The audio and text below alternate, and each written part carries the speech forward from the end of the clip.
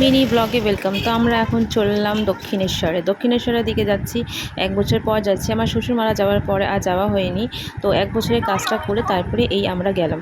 তো এখানে দেখো ছেলে খুব মজা করছে। ভীষণ সুন্দর ওয়েদারটা ছিল আজকে, মানে কি বলবো, দারুণ ওয়েদার, মানে পুজো ওয়েদার। তো এখানে আমরা যাচ্ছি ঘাটের দিকে গিয়ে আমরা একটু হাত পা গঙ্গা জলে ধুয়ে নেবো। তারপরে যাব মায়ের কাছে পুজো দিতে। মায়ের কাছে পুজো দিয়ে একটু এদিক ওদিক ঘুরবো।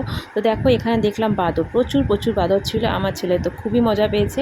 তো এখানে একটু ঘুরলাম ফিরলাম, তারপরে চাট খেলাম। তারপরে আমরা যাব কচুরি খেতে। তো দেখো কচুরি খেতে যাচ্ছি, সন্ধে হয়ে গেল। তো প্রথম দোকানটায় কচুরি পেলাম না, তারা বললো পাশের দোকানটায় যেতে। তো পাশের দোকানটায় যাব এবার। তো দেখো ওরা ফেরত পাঠিয়ে দেবে, বলবে এদের কাছে ইডলি ধোসা এসব ছিল।